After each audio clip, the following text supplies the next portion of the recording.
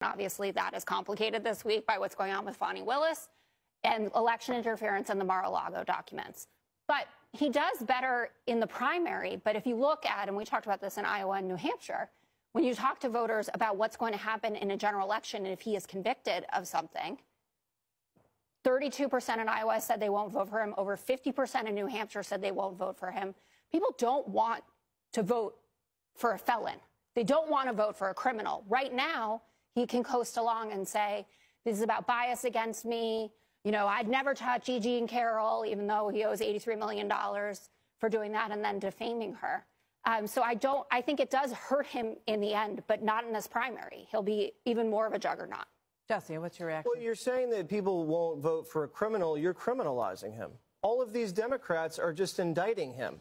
And then you'll get a conviction, and then they'll get appealed, and they'll go to the court. You're ruining the process. You say this is how the system works, Jessica. This has never been how the system works. In the history of New York State, the Associated Press investigated, there has never been a case like this. Look at how this statute is supposed to go. A fake lawyer sells false claims, swindling people out of their home deeds. Some fake shrink sells some made-up solution to your head trauma. This is not the Trump organization. You say people don't want to be involved in the Trump organization? They have like dozens of Fortune 500 companies who are tenants in his buildings. People love working for the Trump organization, the doormen, the guys that work in the elevator. There's no people that are complaining about getting swindled who are working for the Trump organization. Trump's name has been ripped off all of the buildings along the West Side Highway. Okay. These people don't want to live in something with the man's name on it. You were talking about partisan activists in Manhattan. All of Upper West Side are just partisan. You're talking about, they took his golf club away. People love that course. Have you played it? You'd love it. If you could play golf, you'd love it, Jessica. I can't. I'm a probably shoot under par. Let me tell you something. This woman, Letitia, she campaigned on fighting people instead of crime. You can't go outside without worrying about getting pickpocketed. This city's a mess. And she's fighting a case like this with no victim, no losses. You have an apartment, Jessica. If you want to sell your apartment, or if you want to get a loan against your property, you go to the bank, you say, this is what the apartment's worth. The bank says, I think it's this worth. And then you guys come to an agreement and you get a loan or you sell it to somebody. That's how real estate transactions are done. If you are convicted of something like this for saying, oh, well, you know what, the apartment's maybe not 30,000 square feet, maybe it's less than that, that's a $300 million fine. You won't have real estate in Manhattan if that's the rule. Good point. Speaking as the other judge here on the panel right now, I'm obviously not a financial expert. You were appointed by me, though, so I just wanted to, just so we're clear. That justifies all the robes I wear around the building. Back off, HR. I am a judge, and I'm not a financial expert. The last time my identity got stolen, my credit score went up 22 points, okay? This is not my purview per se, but to oversimplify this for the viewers, what we need to understand is when we say that no one is claiming victimhood, okay, meaning not the banks, not the lenders, okay, this is the financial equivalent of convicting someone for murder, but no one's dead. And that's why we're outraged. There has been no crime from the standpoint of there's an aggrieved class we need to avenge. And that's why this looks so brazenly political. Troubling. So it's election interference, if in my opinion, especially if you take into account all the different cases. It seems so coordinated what's going on right now. Donald Trump Jr., by the way, says we've reached the point where your political beliefs, this was on social media, he said we've reached the point where your political beliefs combined with what venue your case is heard in are the primary determinants of the outcome, not the facts in the case. And I would say that this message that's being sent to Americans is really dangerous. I think it says two things. One, if you're a Republican, especially if you're a Trump supporter, this is a message. We're going to come after you if you try to run or you try to be part of this administration. We're going to dig everything we can up and trump up charges like this as well.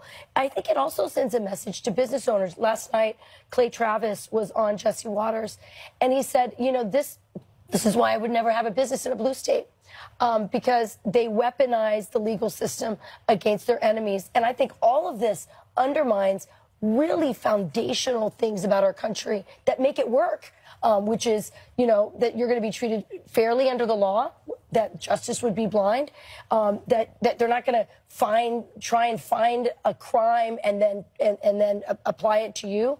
And also, I think the whole idea of election interference, what they are doing to Donald Trump, I mean, I don't even know how he gets out of bed every day. It's just so much most people could not withstand this level. And they can't see the irony of it either. If you flip it over to MSNBC or CNN, you watch the dual stories of the death of Alexei Navalny, yes, a political opponent in Russia. And then they flip to the next story, which is, we got our political opponent here in New York, and look at all these other cases. If only we can get him in jail, then he can't run for president. And there's no sense of like, well, maybe we're kind of doing this, trying to do the same thing to our political opponent here in the United States. And the parallels are greater than you think. I mean, they also, before they killed Navalny, they actually took him off the ballots. They found some crime, obscure crime, and they put his brother in jail for nothing because they knew it would hurt him, because he loved his brother so much. So again, going after family members, as you see in this case as well. Here we go. Well, you know, a year ago, there was we'll move to another topic, to Middle America. There was the tragic train derailment in East Palestine, Ohio. And there was a recognition, this is a big deal. This is affecting a lot of Americans in our own backyard whose lives have been overturned. What's the White House going to do about it? Where's Mayor Pete? Are they going to react? And the White House said they were going to do something, that the president would get there soon. As soon as his schedule allows. Well, a year later, there was finally an opening for the president to make a trip. I don't know, what is it, an hour-and-a-half plane ride from Washington, D.C. over to Ohio, and he did that. And here is Joe Biden finally attempting to defend his administration's efforts in East Palestine, Ohio, yesterday. Watch. My administration was on the ground within hours, working closely with the governor, the mayor, the senators, the House members, community leaders, to make sure you have everything you need. My administration ordered Norfolk Southern to clean up the mess it created and ensure it was done right. That includes an executive order I signed to continue our priority to hold Norfolk Southern fully accountable for this disaster and any long-term effects that are able to be identified as time goes on. A year later, and you get, I'm going to mumble off my notes while I stare down and sort of give you a little bit of information about what, that's what the people of East Palestine got. What do you make of the timing? Why now? Because it wasn't even the one-year anniversary. It was a few weeks after that. It was like just 54 weeks later, the president could squeeze in East Palestine. And guys, the phrase that you hear sometimes to describe the attitude of some in the elite left in this country, the coastal elites, is flyover country. I actually wonder, how many times has President Biden flown over the state of Ohio since this happened? He had many opportunities. I remember one time specifically, Rachel, he was traveling to your home state of Wisconsin, and he flew directly over this town and couldn't be bothered to stop. And now, more than a year later, they shuffle him in. He reads something that was prepared for him, and he drinks some water and shuffles out. I just can't imagine that making a great impact on the folks there. Well, I guess if the citizens of East Palestine had a, $10,000 a plate campaign dinner for him, he might have decided to stop by on his way to Wisconsin for another one. Or if they were in Wisconsin, or let's say Georgia, or let's say Arizona, or let's say Pennsylvania, if they had the great fortune to live in a state that might matter a little bit more to this man. Too many Republicans in Ohio. Yeah. That might be part of the problem. Sadly, it's cynical, but I think there's something to that. Well, Sarah Carter went into the town. They call it a village, and here's what she had. She had conversations with the people there, and here's what they had to say. What was your first impression when you heard President Biden was coming to East Palestine? I laughed. I said, why? Why? They probably don't even want him here anymore. Is it too little, too late now that he's showing? Of course it is. Yeah, he's only here because it's election year. Obviously. How does that make you feel? Oh, he doesn't care. He doesn't care about little people. This is a political stunt with Biden. I mean, all of a sudden, a year later, now he all of a sudden cares. No, I don't buy it. It's been a year, a little over a year, like 360 some days, and he hasn't shown up. And why? I mean, Trump. He's here now. Is it a little too late? A little too late. You're a year too late. Where were you in the beginning? What have you done for us? Why do you think the Biden administration chose now to show up? Well, to me, it's obvious. It's an election year. That's it. It's an election year. You know, the problem here isn't just Joe Biden's problem. I mean, really, Pete Buttigieg failed these people as well. Secretary Pete. We call him Mayor Pete. He's been upgraded. Other Pete.